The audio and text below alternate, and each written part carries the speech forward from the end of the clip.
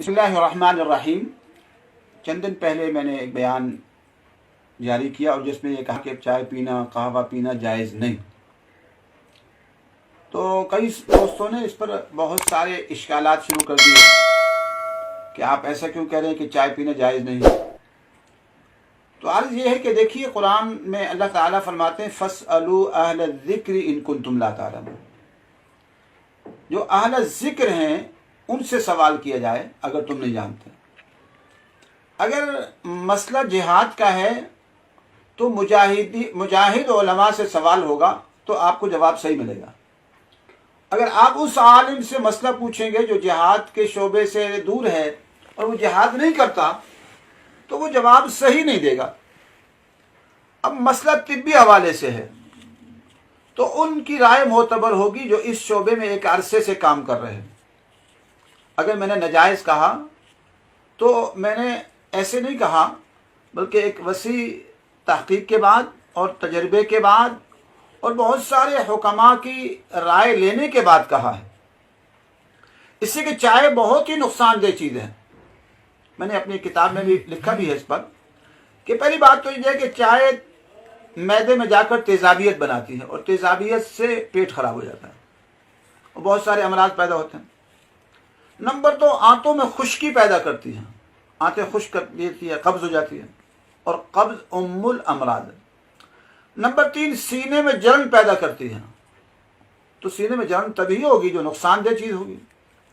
Number 4 यह है कि चाय पीने वालों के चेहरों पर अगर आप गौर किया करें, उनके चेहरे और जिस्म की रंगत काली होती है, वो काले नज़र आते हैं और जर्दी माइल नज़र आते हैं, उनके जिस्म जर्द होता है और फीका हो जाता है।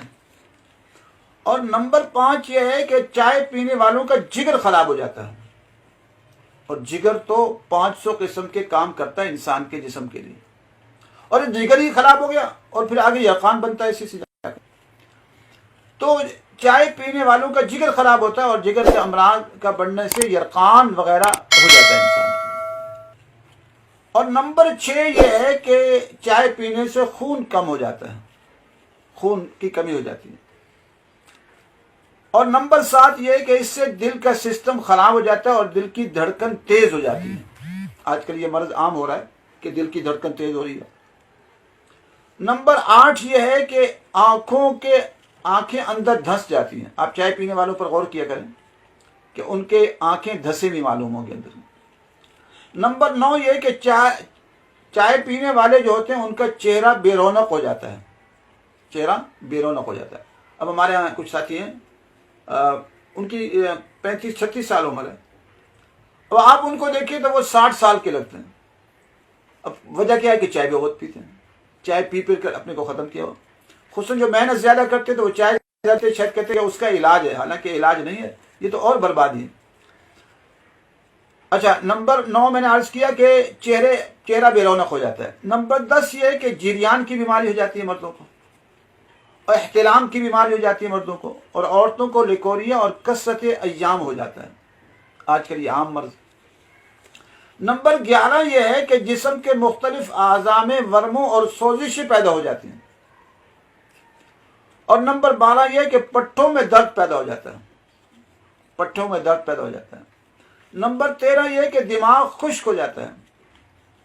और नंबर 14 यह है कि मैदे और आंतों का अल्सर हो जाता है। और नंबर 15 यह है कि मैदे के अमराज पैदा हो जाते हैं। नंबर 16 यह है कि बेख्वाबी यानी नींद न आने का मर्ज पैदा हो जाता है, नींद नहीं आती। नंबर 17 यह है कि मसाना कमज़ोर हो जाता है और पेशाब ज़्यादा आता है। और एक ये भी लिखा है कि जब इंसान सर्दियों में चाय ज़्यादा पीता है तो ये जिस्म पानी कम पी रहा होता है, चाय ज़्यादा पीने से जो जिस्म का पानी है उसको जल्दी से निकाल देते हैं और फिर दिल की धड़कन तेज हो जाती है और हार्ट अटैक के खतरे बढ़ जाते हैं। तो जो चीज़ इतनी नुकसानदेह हो, तो मैंने कुछ थोड़े से बयान किए, बड़ी तफसील की जाए तो और भी है। आज चेहरे देखें, जवानों के चेहरे, उनमें कोई ताजगी नज़र नहीं आती, हुस्न नज़र नहीं आता, तबाह कर दिया अपने को। तो ऐसी चीज जो जिस्म के लिए नुकसानदेह हो तो क्या उसको जायज कहा जाएगा?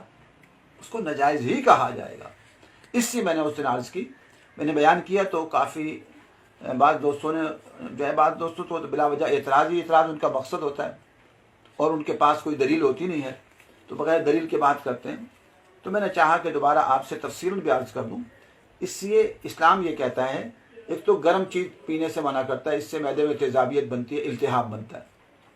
تو چائے تو پی گرم جاتی ہے. اب بعض کہتے ہیں جی جسم کو طاقت دینی، آپ دودھ پئیں، اس کے اندر شہد ڈال دیں، دودھ اور کھجور کا استعمال کریں.